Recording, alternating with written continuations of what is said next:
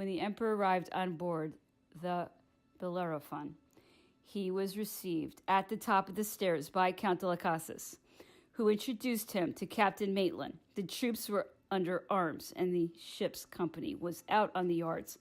"I come," said the emperor to Captain Maitland, "to place myself under the protection of British laws."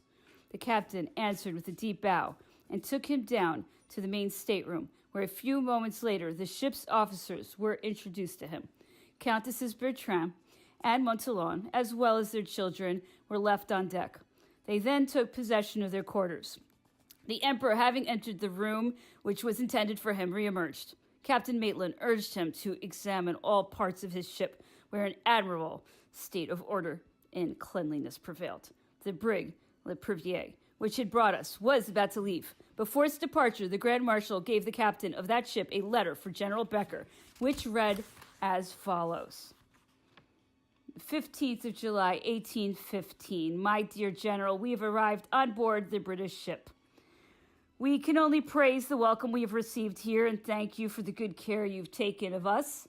Please inform Madame and Princess Hortense, who must be near Paris, that the Emperor is well. Please also inform Prince Joseph, who must be near Rochefort.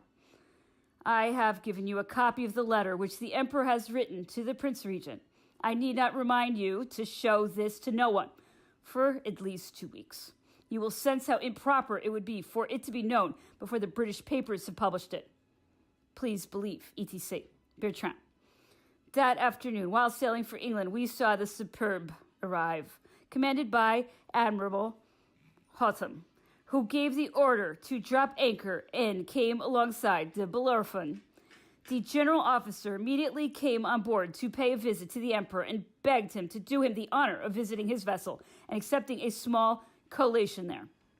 The emperor, after talking to him for some time, said as he left he would accept his invitation.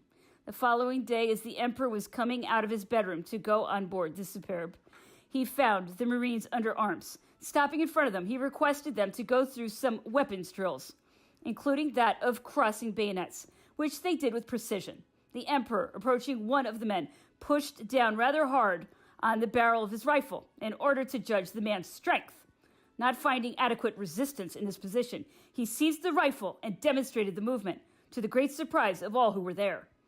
When the emperor arrived on the Admiralty vessel, the entire ship's crew was in parade uniform and standing on the yards, and the soldiers were under arms. On his vessel, Admiral Hotham rendered the emperor the honors due to a crowned head. Saint-Denis, who accompanied the emperor, told me on his return that the reception had been most sovereign in tone. The emperor had been very gracious towards the admiral during the visit he made to his ship, and on leaving thanked him for his frank and cordial reception. That evening we were sailing again toward England. Such great care taken by the British to please us led us to hope that the reception in England would be no worse. But alas, it was to be entirely otherwise. The officers in the emperor's retinue were placed in cabins in the first gun battery. The emperor was settled in a large room on the poop deck. The room just before it was both a dining room and a drawing room, in which every night one of the emperor's ADCs slept, just as in Paris. To be closer to the emperor, I slept in his bedroom, and Saint-Denis just outside across the doorway. Count de las Casas had been a naval officer and was often called by the emperor, who would query him regarding the course of the vessel. It was evident to him, although the wind was not favorable and navigation difficulty, that the ship was not sailing as fast as it was supposed to. We were about to learn the reason. It was during this crossing that the emperor noticed that Count de las Casas had only the decoration of the Order of the Reunion and gave him the Cross of the Legion of Honor, telling him to wear it if he still recognized his right to repair this omission in not presenting it to him earlier. During these first days of navigation, the emperor did not become seasick, but it was not the same for his officers and the personnel in his retinue, who were almost all sick at the beginning of the crossing. On July 24th, arriving in Torbay at 8 o'clock in the morning, the emperor learned that General Gourgaud had not received permission from the Admiralty to disembark, and that any communication with shore had been forbidden him. This general soon came and informed the emperor, who deduced nothing good from the refusal to allow his ADC to personally deliver to the prince regent the letter he was carrying, which he had to relinquish. The captain of the Helena, upon which he was embarked, having dropped anchor in the Tor Bay, informed General Gorgo that his orders were not to allow him to communicate with the shore, and that he himself would deliver the letter Gorgo was carrying to London. No matter how much the general protested, he was unsuccessful. The Helena, on which he was under surveillance, could be considered quarantined until the Bellerophon came to drop anchor in this bay. As soon as he arrived, Captain Maitland sent a courier to Lord Keith, who was in Plymouth.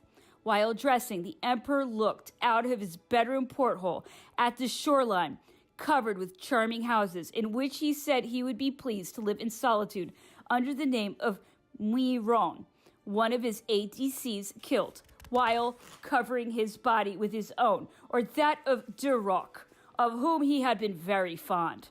Fruit was sent to him by the owner of one of the houses he was admiring. On leaving his room, he went on the bridge in the company of Count de las Casas. A large number of boats carrying a population anxious to see him were gathered around the ship. The emperor, approaching the side, saluted them and was answered with cheers. No matter how benevolent these demonstrations were, they did not succeed in dissipating the ominous feeling that had seized our souls. During the night of the 25th to the 26th, we sailed for Plymouth, where we arrived on the 26th, 10 days after our departure from Rochefort, and 27 after our departure from Paris. A much larger throng of people and small boats gathered around the ship. The sea was obstructed by them out to a great distance. It was easy to see, through the welcome the emperor received, that when he showed himself, that interest was mixed with curiosity on the part of this multitude. No doubt it was feared that it might become even greater, for orders were given to push these boats some distance away from the vessel. The people in charge of this task did so with revolting brutality, showing no concern whatsoever for the accidents that might result from the impact of their own boats against those they were ordered to push back, full of men, women, and children, all crying out in terror. These precautions had their reason. The faces around us had changed. The name of St. Helena was being heard. 2 honor guards had been stationed on either side of the dining room doors since the emperor came on board. One of these, an Irishman by birth, at a moment when he believed he was not being watched, crossed himself to let me understand he was Catholic, and said to me in a low voice, "No good for Emperor St. Helena." Captain Maitland's first steward, who had gone on shore and came back on board, said the same thing to me. I kept this sad news to myself, but I believed in the possibility of deportation, a rumor that has circulated on the island of Elba as being the idea of a Congress of Vienna. At this point, they were going even further. They were deliberating in council whether they might not hand over the emperor to the vengeance of Louis XVIII. The Duke of Sussex, it is said, saved his country from such an infamous action. We tried to read the fate that was awaiting us in the faces of those who had gone ashore. Captain Maitland, when he came back on board, was appalled and extremely upset by the sad news he had to convey. His silence on every subject was too significant to be mistaken, and if there had been any illusions left, a letter from Lady Clavering to the Count de las Casas and a report that secretly reached the Duke of Rovigo Savary did not allow any doubts regarding the destiny the Allied sovereigns had reserved for the emperor. On the morning of the 27th, the frigate Eurotas dropped anchor next to us. Rumors spread at once that it was to carry off the emperor during the night. The emperor was aware of the rumors that were circulating, but he showed nothing that could lead people to believe he put any faith in such treacherous gossip, and appeared confident in his trust of British fairness. On this same day, Captain Maitland advised the Grand Marshal that he had just received the order to have transported on board the Eurotas all the officers who were not part of the personal service of the emperor. This decision of the ministry was to be announced by Lord Keith during the day. Anxiety mounted among us. Lord Keith did indeed come on the 28th to pay a half-hour visit to the emperor, but it was just a courtesy visit, and he revealed none of his government's intentions. It was only 3 days later, on the 31st, that this admiral and undersecretary of State Bunbury came on board the Bellerophon and petitioned the honor of being received by the emperor. They were introduced, remained alone with him for about half an hour, and departed, leaving on the table the following declaration, after giving him an oral translation of its contents. As it is appropriate for General Bonaparte to learn, without any further delay, the intentions of the British government toward him, your lordship, Admiral Keith, conveys the following information to him. It would be little in keeping with our duty toward our country and the allies of His Majesty that General Bonaparte retain the means or opportunity to again disturb the peace of Europe. This is why it is absolutely necessary that he be restrained in his personal freedom, insofar as his primary and important goal requires. The island of St. Helena has been chosen as his future residence. Its climate is healthy, and its location will allow him to be treated with more indulgence than would be possible elsewhere in view of the mandatory precautions that would have to be employed to secure his person.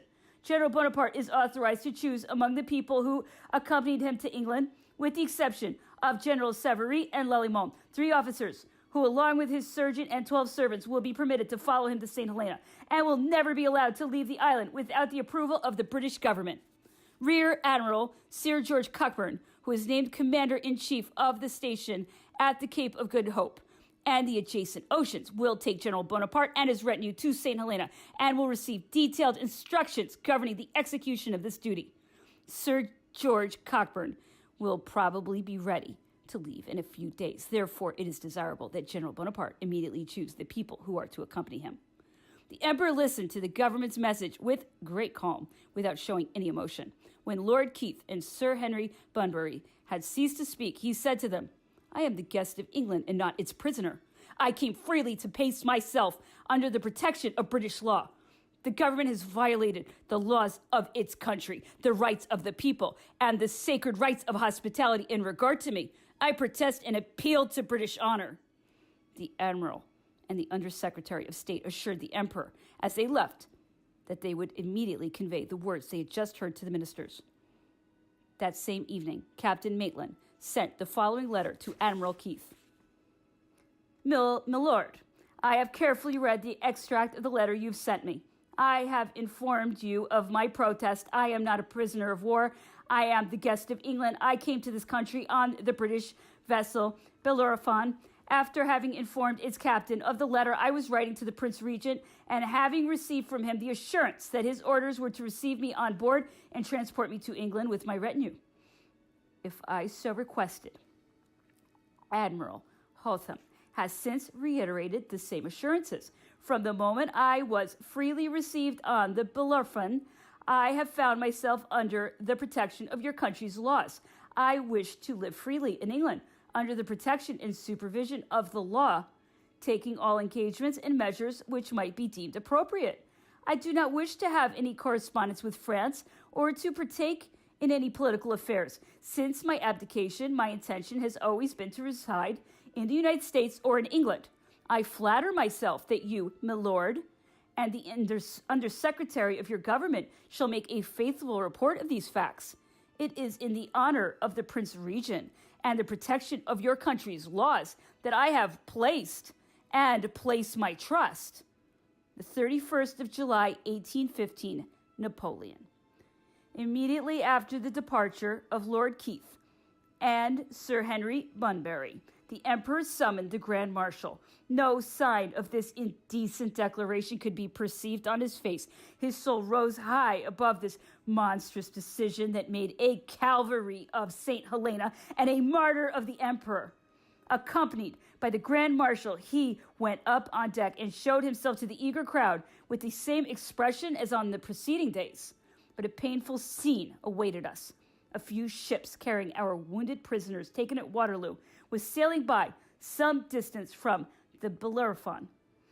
Back in his quarters, the Emperor remained alone with the Grand Marshal a long time, talking vehemently and pacing rapidly.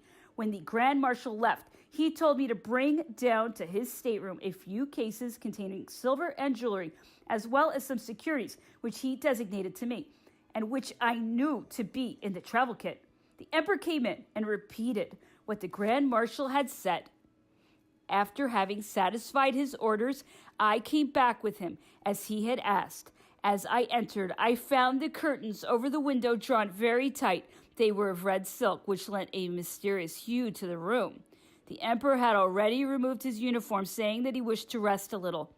Continuing to undress, he told me to go on reading where the bookmark remained in Lives of Illustrious Men, which was on his table. I had been struck by the arrangements the emperor had just made in sending these things to the Grand Marshal's quarters. I knew he had on him that which would allow him to escape his enemies if he unfortunately fell into their hands, or if someone tried to commit a dishonorable act against his person. The thought of destruction came to me as suddenly as lightning. I felt a moment of indescribable anguish. I was troubled by the drama that could occur in front of me, feeling all my blood flow back to my heart when the emperor, without opening the bedroom curtain, said to me, "Read." I took the book and read with enough firmness to not let him guess the suspicion that had arisen in my soul. After a half hour of reading, ending with the death of Cato, the emperor came out from behind the curtains with a calmness that alleviated all my fears and slipped on the bathrobe. Regarding the circumstances of Cato's death, the emperor alluded to it one day. He was wrong. After the death of Caesar, united with the sons of Pompey, he thus became the first man of the Republic. This memory of the death of Cato could not be applied to the position of the emperor who, a new Prometheus, was sailing to St. Helena. Within him, a great determination had been reached, that of living and showing civilized Europe what a great soul can do in the grip of adversity. The emperor had summoned the Grand Marshal. I left when he entered and discovered in the drawing room of Duke of Rivigo, Savary, and General Alemon, who were speaking together of this exclusion that deprived them of sharing the emperor's fate. Neither doubted they were about to be handed over to the French government. Both appeared disdainful of the death awaiting them. They regretted, however, not finding death on 20 battlefields, rather than at the hands of Frenchmen on the plain of Grenelle. "You know, Savary," said General Alemon, "we have escaped death so often that it had to catch up with us sooner or later." The tranquility of these two generals, speaking of their impending end, was reminiscent of something old-fashioned in their character. On leaving the emperor's quarters, the Grand Marshal held in his hand the list of people who, more fortunate than others, were to accompany the finest, most complete genius of modern days to St. Helena. This choice fell upon the Grand Marshal, who expressed his desire to follow the emperor everywhere he went, along with his wife and children. The emperor had written the name of General de Montalon and his family, Count de las Casas, whose wit and knowledge he had greatly admired in the past, along with his son, General Gourgaud, attached to the personal service of the emperor as first ADC, who could, with reason, count on the emperor's affection, ended the list of selected people. The government only granted 3 officers. The emperor designated 4. Admiral Keith agreed to this wish of the emperor by adding the Count de las Casas as cabinet secretary. To this list was attached that of the household staff: Monsieur Marchand, Saint-Denis, Novaraz, Cipriani, Pierron, Lepage, and 2 Archambault brothers, Rousseau and Gentilly. All except Lepage had been with the emperor on the island of Elba. The Grand Marshal was granted 2 servants, Bernard, his wife, and their child, for Madame de Montalon, Mademoiselle Josephine, and for General Gourgaud, a servant whose name did not appear on the roster when they left, and thus was not authorized to get off the ship when they arrived in St. Helena and had to return to France by the first ship leaving. The fate of each had thus been decided, and everyone began preparing for the long crossing. Calm succeeded the anxiety which the decision taken regarding the emperor had caused everyone. The judgment to surrender to the British, counseled by some and disapproved of by others, had nevertheless not led anyone to believe such an outrage would occur. But for those who deceived themselves that a brilliant reception was waiting for the emperor on his landing, the disappointment was cruel. Countess Bertrand was overcome by these dark sentiments. St. Helena awakened in her the loss of a child who had died in her preceding year on Elba, and about which she could not console herself. She saw in this new exile the graves of her surviving children, whom she loved passionately. She became so distraught that she came to see the emperor and entered without being announced. She begged him, were he to go to St. Helena, not to take her husband with him, because she would lose her children there. The emperor, who was with Count de las Casas, was taken aback by this unexpected presence, yet seeing that she was in such great distress, he tried to calm her mind. However, the nervous exasperation of this lady was such that, leaving with the same impulsiveness with which she had entered, she ran to the porthole of her room and would have thrown herself into the sea had she not been stopped in time. This act of despair gives a measure of more or less the strong internal agitation felt by each of us. Countess Bertrand overcame her repugnance for St. Helena, mastered the fear she had of losing her children there, followed the emperor to this land of exile, and was by his side when he died. 3 or 4 days were spent waiting for the Northumberland to finish its preparations, and nothing indicated that the British government intended to change anything in its previous resolutions. The emperor dictated to the Count de las Casas the following protest and asked Captain Maitland to send it to Admiral Keith. At sea, on board the Bellerophon, August 4th, 1815. I hereby solemnly protest before heaven and mankind against the violence which is being done to me, and against the violation of my most sacred rights in disposing by force of my person and my freedom. I came freely on board the Bellerophon. I am not a prisoner. I am the guest of England. I came here myself at the instigation of the captain, who had orders from the government to receive me and take me to England with my retinue, if that were my desire. I presented myself in good faith to come place myself under the protection of its laws. As soon as I set foot on board the Bellerophon, I was among the British people. If the government, in giving orders to the captain of the Bellerophon to receive me and my retinue, had only wanted to set a trap for me, an ambush, it has forfeited its honor and blemished its flag. If such an act were consummated, it would be in vain for the British in the future for their loyalty, their laws, and their freedom. British faith would be lost with the hospitality of the Bellerophon. I appeal to history.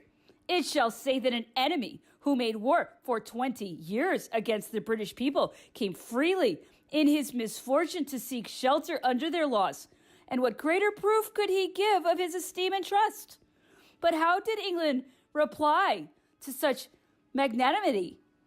She pretended to extend a hospitable hand to this enemy, and when he gave himself up in good faith, she slaughtered him. Napoleon. During the night on the 4th, we left our anchorage in Plymouth and proceeded to Start Bay to await the Northumberland that was being fitted out in Portsmouth. The sea was rough, and I was suffering horribly. We were escorted by the ship Tonnant and the frigate Eurotas. Although the anchorage in Start Bay was awful and the sea continued to be rough, the emperor did not suffer. On the 6th, they signaled the arrival of the Northumberland, which was to take us to St. Helena. The preparation of this vessel was not yet completed, and it could not, they said, head to sea for another 6 or 8 days. Until then, we were to hold by tacking back and forth. On this same day, Admiral Keith came to introduce Admiral Cockburn and advised us that before leaving the Bellerophon, instructions from the minister required a general search of belongings. Here are the instructions given by Admiral Keith to Captain Maitland. At anchor on Start Bay, August 6, 1815. All weapons of any kind shall be taken from the Frenchmen of all ranks who are on board the vessel that you command. They shall be carefully collected and will be in your care as long as there are Frenchmen remaining on board the Bellerophon. They shall then be placed in the care of the captain aboard whose ship which they are transported. Captain Maitland took it upon himself to leave the swords and seize only the firearms. The instructions from the ministry given to Admiral Cockburn went into much greater detail and are shown in the following extract. When General Bonaparte is transferred from the Bellerophon on board the Northumberland, it will be an appropriate time for Admiral Cockburn to conduct the search of any belongings the general may have. Admiral Sir George Cockburn shall allow furnishings, books, and wines. In the furnishings is included silverware, providing it is not in such great quantity that it could be considered less for personal use than as property convertible into cash. He will have to abandon his money, his diamonds, and all his negotiable notes, whatever their nature. The admiral shall explain to him that the British government has no intention of confiscating his property, but only taking over the administration of it so as to prevent him from using it as an instrument of escape. The search must be made in the presence of several people designated by General Bonaparte, and an inventory of these effects shall be made and signed by these people, as well as by the admiral or any other individual designated by him to assist in this inventory. The interest or the capital, depending on the sum, shall be applicable to his needs, and its disposition will remain largely up to him. On this subject, he shall communicate his wishes from time to time, first to the admiral, and then to the governor, when he has arrived, and unless there is reason to oppose it, they will give the necessary orders and pay the expenses drafts drawn on his British Majesty's treasury. In the event of death, the disposition of General Bonaparte's belongings shall be determined by his will. He can be assured his dispositions shall be strictly observed, as it could be that part of his property came to be that of persons in his retinue. These shall be subject to the same rules. The admiral shall take on board for St. Helena no person belonging to the general's retinue without the consent of such person, and after explaining to him that he will be subject to whatever regulations are deemed suitable to secure the person of the general shall be informed that should he attempt to escape, he would expose himself to being put in jail, along with anyone in his retinue who is discovered attempting to further his escape. All the letters that shall be addressed to him, as well as that of his retinue, shall first be given to the admiral or the governor, who shall read them before handing them over. The same will apply to letters written by the general and those in his retinue. The general must know that the governor and the admiral have received a definite order to address to His Majesty's government any request or complaint he deems suitable to communicate. Nothing in this regard is left to their discretion, but the paper on which these representations are made must remain unsealed, so that they may add any observations they feel are appropriate. Certified copy in the harbor of Start Bay, aboard the Bellerophon, August 6, 1815, Admiral George Cockburn. The Grand Marshal informed me of this search of the Emperor's personal effects. He told me the time chosen would be that of the transfer of these same belongings to the Bellerophon, to the Northumberland, and that I should leave only 80,000 francs in one of the silver chests. The balance would be distributed to each of us and given back to me later. On the appointed day, the admiral came as he had announced with Mr. Glover, his secretary, and a customs officer. I had gathered in the same room all the trunks containing silverware, giltware, Sevres porcelain, table linen, and bathroom linen. They were open for them. I declared 4,000 gold Napoleons, which they took. Seeing that I was alone during this search, the admiral departed before the operation began and left me with the customs officer and his secretary to proceed with the inventory of everything belonging to the emperor. They appeared astonished at the small amount of baggage offered for their search, no doubt gauging the emperor's fortune by the height of his glory. They expected to find themselves faced with mountains of riches, where only a few remnants, hardly worth showing, were displayed. They did not know that, concerned exclusively with France, the emperor had attended only to the greatness of the motherland and the fortunes of the country. His disinterestedness would have left him without a cent after Waterloo, had not such friends as the Dukes of Vicenza, Caulaincourt, and Bassano, Marais, and Count de la Valette, with Monsieur Lafitte, busied themselves securing for him a few millions, which 6 years later would serve to establish the bequests of his will. And that I should leave only 80,000 francs in one of the silver chests. The balance would be distributed to each of us and given back to me later. On the appointed day, the admiral came as he had announced with Mr. Glover, his secretary, and a customs officer. I had gathered in the same room all the trunks containing silverware, giltware, Sevres porcelain, table linen, and bathroom linen. They were open for them. I declared 4,000 gold Napoleons, which they took. Seeing that I was alone during this search, the admiral departed before the operation began and left me with the customs officer and his secretary to proceed with the inventory of everything belonging to the emperor. They appeared astonished at the small amount of baggage offered for their search, no doubt gauging the emperor's fortune by the height of his glory. They expected to find themselves faced with mountains of riches, where only a few remnants, hardly worth showing, were displayed. They did not know that, concerned exclusively with France, the emperor had attended only to the greatness of the motherland and the fortunes of the country. His disinterestedness would have left him without a cent after Waterloo, had not such friends as the Dukes of Vicenza, Caulaincourt, and Bassano, Marais, and Count de la Valette, with Monsieur Lafitte, busied themselves securing for him a few millions, which 6 years later would serve to establish the bequests of his will. And that I should leave only 80,000 francs in one of the silver chests. The balance would be distributed to each of us and given back to me later. On the appointed day, the admiral came as he had announced with Mr. Glover, his secretary, and a customs officer. I had gathered in the same room all the trunks containing silverware, giltware, Sevres porcelain, table linen, and bathroom linen. They were open for them.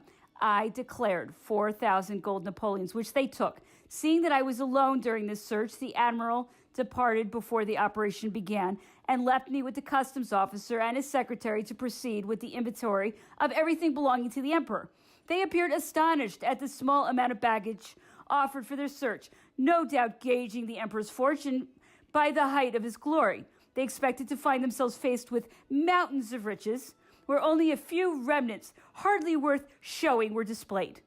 They did not know that, concerned exclusively with France, the emperor had attended only to the greatness of the motherland and the fortunes of the country. His disinterestedness would have left him without a cent after Waterloo, had not such friends as the Dukes of Vicenza, Caulaincourt, and Bassano, Marais, and Count de la Valette, with Monsieur Lafitte, busied themselves securing for him a few millions, which 6 years later would serve to establish the bequests of his will.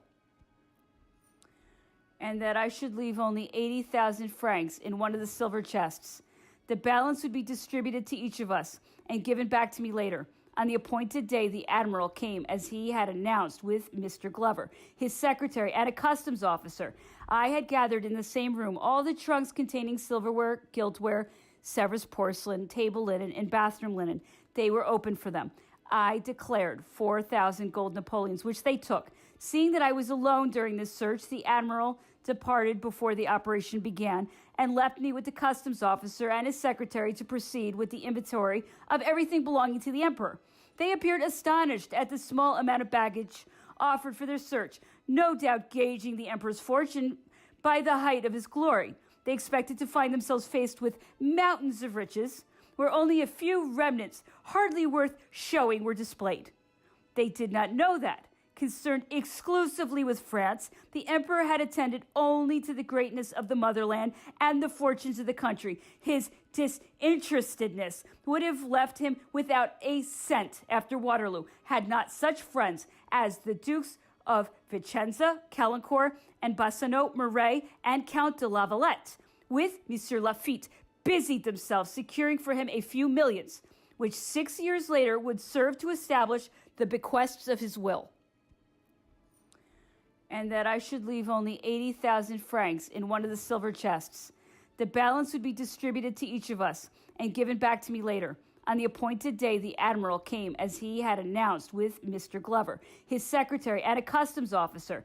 I had gathered in the same room all the trunks containing silverware, giltware, Sevres porcelain, table linen, and bathroom linen. They were open for them. I declared 4,000 gold Napoleons, which they took. Seeing that I was alone during this search, the admiral departed before the operation began and left me with the customs officer and his secretary to proceed with the inventory of everything belonging to the emperor.